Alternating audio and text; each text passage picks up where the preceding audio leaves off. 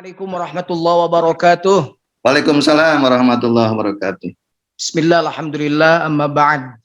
Ilahi anta maqsudi wa ridhaka matlubi a'tini mahabbataka wa ma'rifataka. Hadapan Abah yang mulia, yang agung, guru kita semua diangkat sebagai muridnya. Al-Fatihah. Alhamdulillahirabbil alamin. Ya kana budu wa iya kana nasta'in.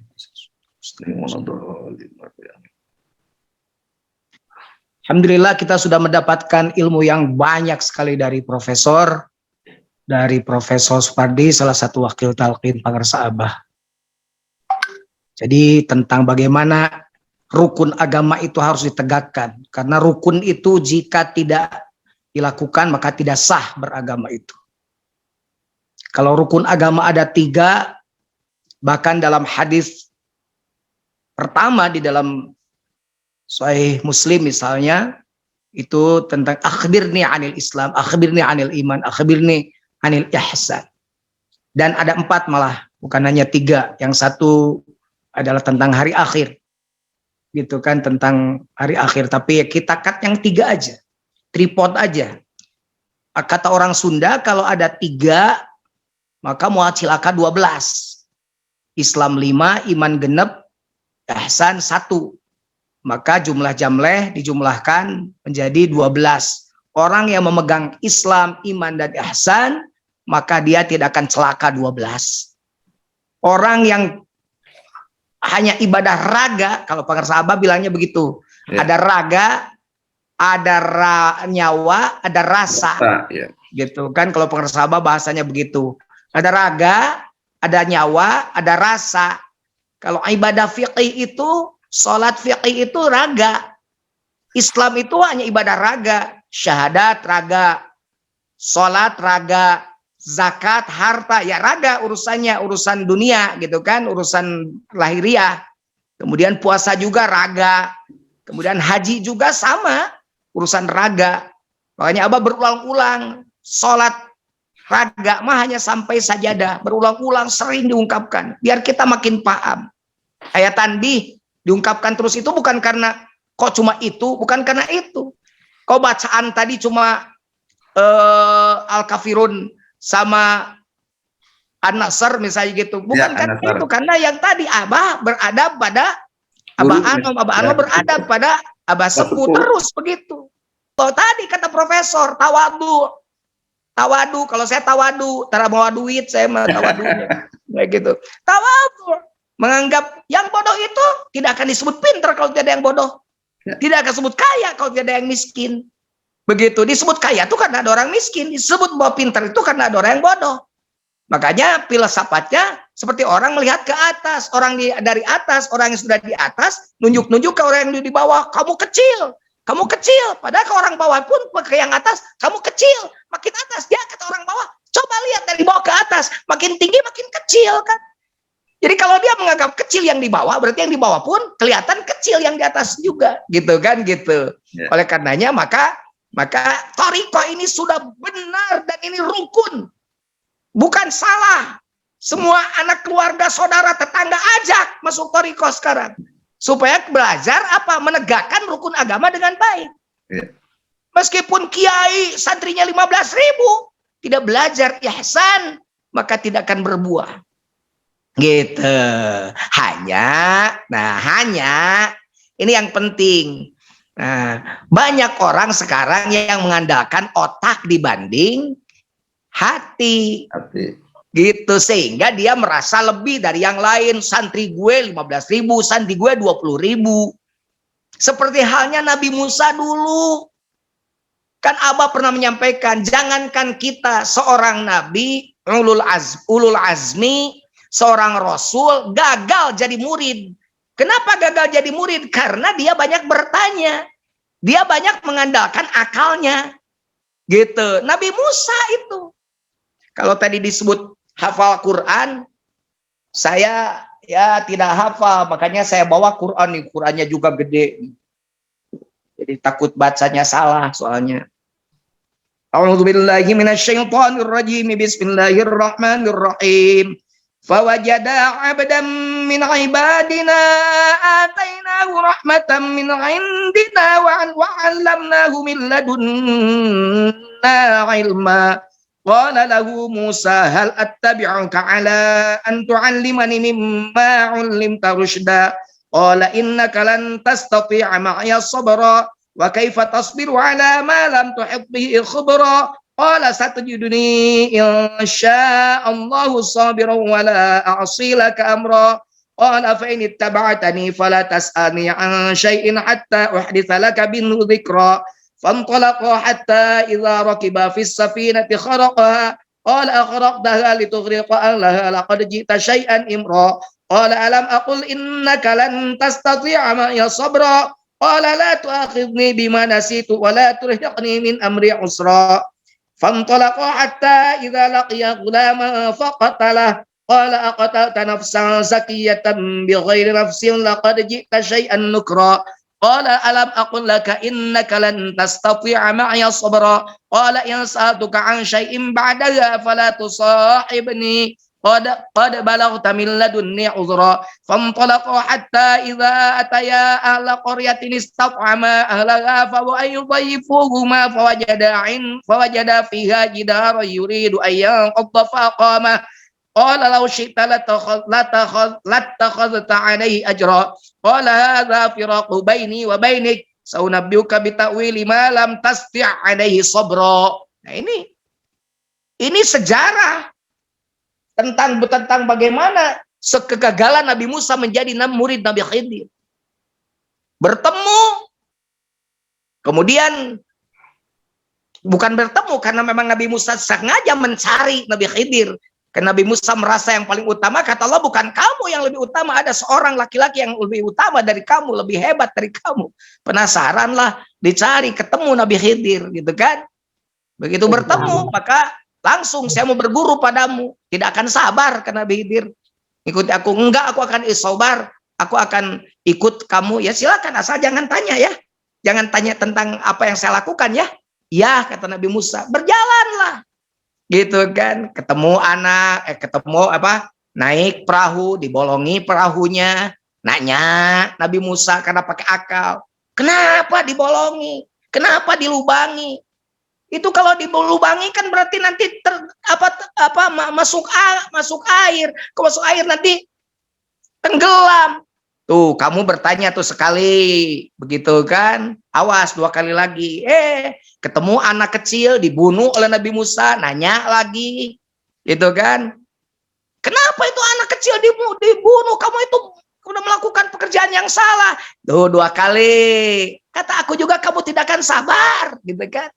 Ketika Nabi ada gubuk mau roboh, kemudian dibetulkan oleh Nabi Khidir itu, tapi setelah itu pergi begitu saja. Kata Nabi Musa, kenapa dia meminta imbalan?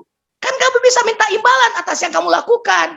Kata Nabi Khidir, sudah say goodbye, gitu kan? Meskipun aku cinta, tapi aku harus mengucapkan perpisahan, gitu kan? Gitu kan? Jadi aku ucapkan selamat berpisah karena kamu sudah tidak bisa istiqomah dalam tidak bisa mengikuti saya. Perlu saya jelaskan ya, kata Nabi Khidir. Saya tadi melobangi itu karena di depan ada raja. Ada raja di depan yang suka, itu perahu orang miskin, di depan ada raja yang suka mengambil setiap perahu yang lewat. Nah, makanya aku lobangi biar tidak sampai ke sana. Gitu kan? Biar tidak diambil oleh raja. Kalaupun ketemu oleh raja, maka tidak diambil karena perahu jelek, itu kan bolong. Gitu. Yang kedua, kenapa anak itu dibunuh? Karena anak itu orang tuanya orang-orang soleh, gitu kan? Tapi anak itu akan menjadi kafir. Makanya kita berharap setelah anak itu dibunuh, nanti dia dapat lagi anak yang lebih soleh. Begitu. Itu yang kedua. Yang ketiga, kenapa gubuk itu dibersihkan? Dan di dalamnya ada anak yatim, 2 orang anak yatim. Dan di bawah tanah itu ada harta terpendam. Nanti diharapkan kalau anak yatim itu sudah gede bisa mengambil harta terpendam itu untuk kesejahteraan hidupnya. Nah, dijelaskan begitu sudah. Nabi Musa gagal jadi murid Nabi Khidir. Nah, kita jangan sampai jadi murid yang gagal. Karena banyak nanya, kenapa ya? Kenapa ya? Nah, kalau ke wakil talqin boleh bilang tanya kenapa. Tiba-tiba saya ngasih amalan misalnya pada Mas Panji ini amalkan ini. Boleh Mas Panji nanya ke saya, kenapa ya? Boleh. Tapi kalau ke Abah jangan nanya, gitu kan. Gak usah nanya lagi kalau ke pengersa Abah Gaos, gitu kan. Hasil daripada kita belajar akhlak tasawuf itu ya adab. Begitu. Makanya nanti orang akan belajar ketika sudah belajar Islamnya benar, imannya benar, ihsannya dilengkapi dengan ihsannya, maka tidak akan ada orang yang menganggap orang lain itu lebih jelek dari kita, menganggap orang lain itu lebih rendah dari kita, menganggap orang lain itu mengingkar lebih bahwa kita yang lurus. Tidak. Tapi justru orang akan banyak melihat kepada dirinya. Muhasabatun nafas. Coba lihat para aulia Allah. Kalem aja gitu kan. Karena beliau itu, wah tapi kan itu perang. Emang perang itu mengus pedang. Matuk langit pun perang. Sekalinya mengangkat pedang, maka di situ juga kemenangan yang diperoleh. Kenapa? Karena satu orang bisa berbanding 1000 karena hatinya sudah mendekat pada Allah. Satu saat Amr bin As meminta dikirim oleh Umar bin Khattab 4.000 pasukan di Irak itu. 4.000 pasukan. Kata dikirimlah 4 orang oleh Umar bin Khattab. Amr bin As bertanya, ya Khalifah, saya butuh 4.000 bukan 4 orang. Kata Umar bin Khattab, apakah kamu tidak mengerti, tidak melihat di dalamnya dari 4 orang itu? Maksud di dalamnya itu apa? Di dalamnya itu yang tadi kualitas yang 4 orang itu. Maka dari yang 4 orang itu, pilihlah pemuda-pemuda Mesir, bukan Irak, pemuda-pemuda Mesir. Pilih oleh kamu pemuda-pemuda Mesir. Nah, nanti dilatih oleh yang 4 orang itu jadi 4.000. Begitu. Jadi kamin fiatin qalilatin ghalabat fiatan katsiratan biiznillah. Badar 1000 melawan 313 pasukan. Kalah yang 1000. Kenapa? Karena qalilatin. Sedikit itu adalah yang sedikit yang berkualitas. Jangan dikira thariqat mah, jangan merasa belajar thariqat mah saya sudah lama. Tidak ada urusan lama dan bentar. Kamu baru kemarin, saya mah udah dari tahun 80. Nggak ada urusan itu. Saya mah dekat dengan Abah.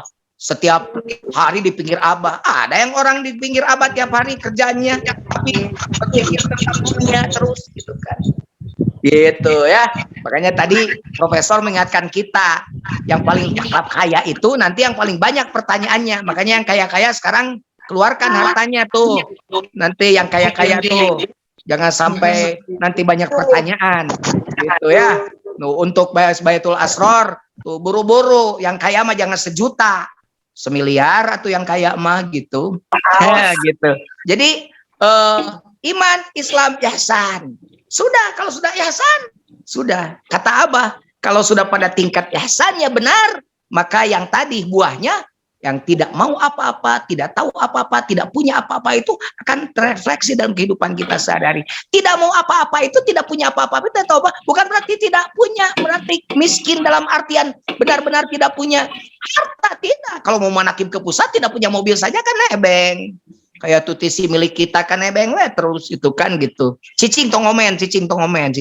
Misalnya gitu kan. Nah, kalau banyak kan mobilnya dipakai orang. Punya 40 mobil ngajak orang rombongan.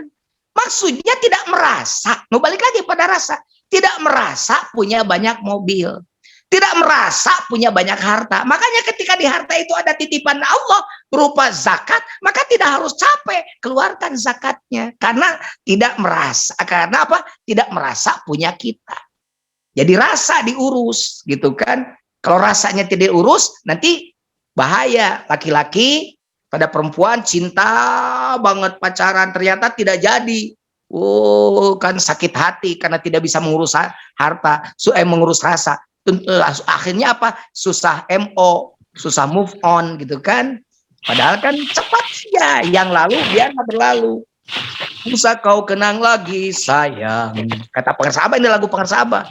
Masa yang telah silam, anggaplah itu mimpi di hari siang. Itu lagu jadul. Saya sudah kalau saya senangnya BTS sekarang gitu kan. Nah, baik. Jadi itu ya. Jadi syukur alhamdulillah kita panjatkan pada Allah, kita sudah berada pada pada kapasitas, bukan pada kapasitas, pada ajaran yang benar dan benar. Syukur kalau Kang Rajiman sudah belajar torikot, kemarin tidak mengerti torikot. Pak Kang Martino kemarin tidak mengerti torikot, sekarang sudah belajar torikot, gitu kan. Teh Irsa dulu tidak mengenal torikot, sekarang sudah mengenal torikot. Kan jadi makin ceria, makin seger, makin tenang hatinya, gitu kan. Tidak apa, kenapa? Karena rasanya diurus. Rasa, kenapa orang kaya sombong coba? Karena merasa hartanya milik dia. Sampai berkeringat begini saya ngomong, duh, Bandung panas nih.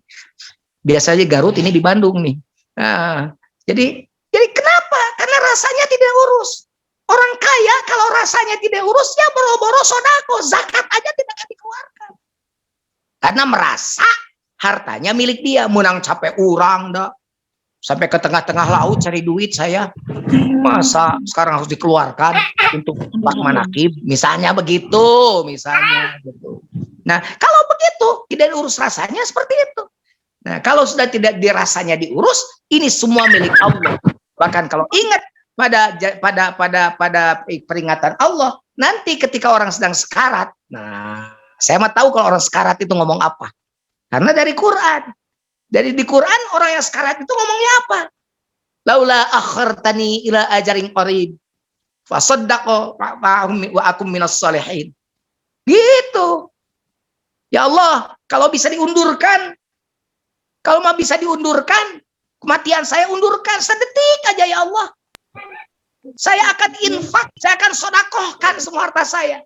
Kenapa kok tidak mencari yang lain? Apa? Saya akan haji dulu atau tidak sedetik haji mah. Kalau sodakohkan, saya sodakohkan semua harta saya. Cukup dengan sedetik saja kan? Cukup. Kenapa? Karena hanya dengan itu. Ya kayak sekarang kan ditimbang nanti amal tuh. Ditimbang amal Jujun Junaidi, timbangan amalnya kan ke kanan. Jujun masuk surga gitu kan, gitu. Kemudian Bu Susi si milik kita, jangan Bu Susi milik kita, si A aja gitu kan, ditimbang ke kiri. Nah itu berarti banyak amal jeleknya, neraka gitu kan. Nanti kan ditimbang Bu Irsya, ditimbang. Nah, ditimbang ternyata seimbang. Itu kan seimbang. Seimbang. Malaikat bingung ya kamanakeun cenah Bu Irsya ya, ka surgakeun ka nerakakeun. Begitu sudah mikir begitu, ujung-ujung timbangannya berat ke kanan. Oh, masuk surga. Kenapa Bu Irsya masuk surga? Karena itu membangun Baitul Asror, begitu sirna rasa gitu. Bu Wahyuni ditimbang, ternyata seimbang. Bingung malaikat, sedang menunggu begitu tiba-tiba berat ke kanan. Kenapa Bu Wahyuni kok jadi berat ke kanan? Karena ngasih cincin 7 ke saya, gitu. Jadi makanya tidak akan merasa punya dia karena sudah belajar dari hati kita. Jadi itulah makanya saya nikmat belajar thariqat itu. Bibir kalau ini mah tidak bisa dirubah, ini mah teriakan mah karena seorang Garut, orang gunung yang dari kecil biasa teriak-teriak gitu kan. Kalau saya begini ngajinya, jadi kita semua sebenarnya hari ini bisa bersyukur. Itu mah tuh bukan jujun harus begini gitu kan. Kalau tidak begini bukan jujun begitu kan gitu. Jadi maaf, yang dimaksud berihsan dengan baik itu nanti yang tadi ada pada mursyid, pada Allah sudah jelas, gitu kan? Pada mursyid, ada pada mursyid tidak akan selingkuh dari mursyid. Siapa saja yang masih selingkuh dari mursyid, gitu kan? Itu berarti dia sangat tidak beradab pada mursyid. Makanya jangan duakan mursyid, satu mursyid supaya nanti tengah jegang. Kalau Anda masuk rumah, satu kaki di kanan di rumah yang satu, kaki yang lain di rumah yang satu lagi, maka apakah Anda bisa nikmat? Tidak ngajegang. Hiji dina mau angkot nomor hiji, kaki satu lagi di angkot nomor 2. Kalau kenceng angkot yang nomor 1, wah, patah kaki Anda. Makanya jangan menduakan mursyid. Harus satu saja, pengersa Abah. Kalau Anda tidak yakin, saya bilang jangankan meninggalkan pengersa Abah. Jangankan meninggalkan thariqahnya. Tinggalkan aja Islamnya sekalian. Kalau Anda tidak yakin dengan amalan ini. Kita hanya diajarkan oleh pengersa Abah. Satu, zikir. Ingat Allah. Jangan sampai Allah disingkirkan oleh hal-hal yang lain di dalam hati kita. Makanya talqin zikir jangan dianggap enteng. Talqin zikir jangan dianggap remeh. Hanya sebentar tapi bermanfaat sampai atallaha biqalbin salim. Sampai kita menghadap kepada Allah, ata sudah menghadap. Ata fil madhi sudah menghadap. Kapan? Sejak sekarang sudah menghadapnya. Biqalbin salim, dengan hati yang selamat. Siapa yang selamat? Insya Allah kita semua orang-orang yang sudah ditalqin zikir, ditebus nyawanya oleh Allah Subhanahu wa taala melalui talqin zikir. Demikian, mudah-mudahan manfaat. Mohon maaf, mudah-mudahan masih disisakan waktu untuk mentalqin Pak Ucup Fatudin. Terima kasih pada semuanya, terima kasih Profesor, terima kasih semuanya. Wassalamualaikum warahmatullahi wabarakatuh.